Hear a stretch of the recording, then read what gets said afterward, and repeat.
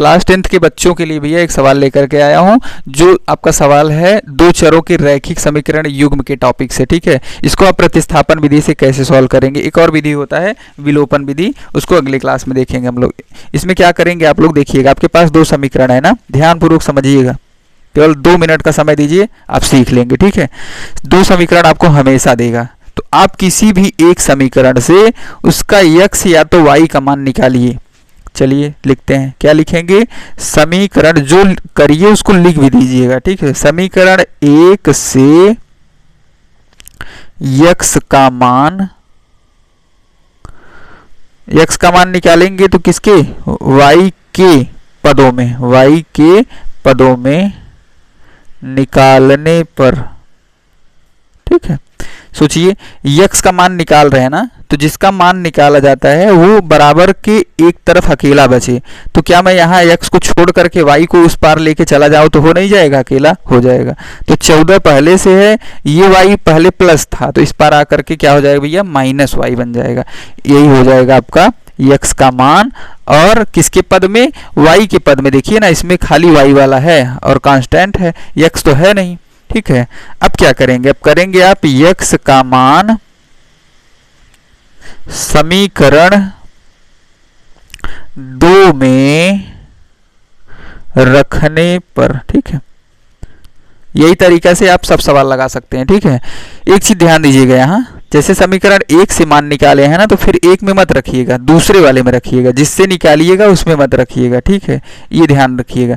तो x का मान हम लोग कहाँ रख रहे हैं, देखो इसीलिए समीकरण 2 में रख रहे हैं, 1 से निकाले हैं 2 में रख रहे हैं, तो रखो x माइनस वाई है ना, तो x के जगह पे क्या लिख दोगे, 14 माइनस वाई। ये x का मान है, तो x के जगह पे बैठा दिए, पीछे क्या है, माइनस वाई है। इतना सब पहले बैठेगा, इतना सब तो एज इट इज रहेगा, सिर्फ यहाँ पे x का वैल्यू हमने रखा है 14 माइनस वाई। 14 माइनस वाई बराबर 4 बन जाएगा। ठीक है, अब इसको हल कर लो बस, अब y का मान आपके नंबर में आ जाएगी। ये काम किया क्यों जाता है भी सोचो, ये काम इसलिए किया जाता है भैया क्योंकि सजाती ही सजाती में जुटता है। ठीक है, विजाती सजाती आपस में जुटता नहीं है, तो इसलिए हम लोग y के पद में ही लेके आते हैं। ठीक है, अब देखो सब एक ही पद में हो गया, y सेम पद में हो गया ना, सजाती हो गया। अब ये जुड़ना होगा, घटना होगा तो जुड़ घट जाएगा। ठीक है, अन्यथा यहाँ देखिए ये अलग अलग है तो कभी जुड़ता घटता नहीं, तो आप वैल्यू नहीं निकाल सकते हैं। ठीक है, ध्यान दीजिए। अब क्या बनेगा, 14 माइनस 1 माइनस 1। ठीक है, माइनस 1 वाई है, माइनस 1 वाई है, तो कितना बन जाएगा, माइनस 2 वाई। बराबर में यहाँ देखिए फिर पूर्णांक का सिस्टम बना, पूर्णांक के जोड़ घटाना में इसी में बच्चे फंसते हैं, गलत कर देते हैं। ठीक है, तो माइनस 2i, तो यहाँ माइनस 2i को यहीं छोड़ देंगे, 4 उस पार है, इस 14 को भी उस पार ले जाओगे तो माइनस 14 हो जाएगा। ठीक है, माइनस 2i बराबर 4 माइनस 14 है ना, तो कितना बचेगा, माइनस 10।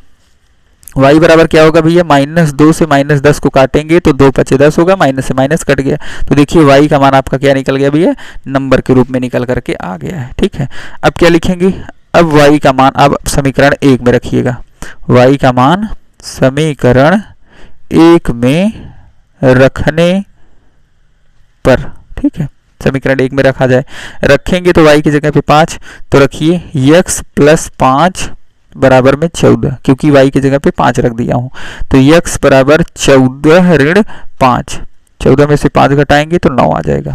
ठीक है, इस तरीके से आपका x कामा y कितना है भैया, 9,5। ये आपका क्या हो गया, ये आपका आंसर हो गया। ठीक है, मैं आशा करता हूं कि ये क्लास आपको बहुत ही फायदा करेगा भैया। ठीक है, और आपको भी ऐसा लगता है तो आप जरूर चैनल पे बने रहिएगा और अपने दोस्तों को ज़्यादा से ज़्यादा शेयर करिएगा। धन्यवाद।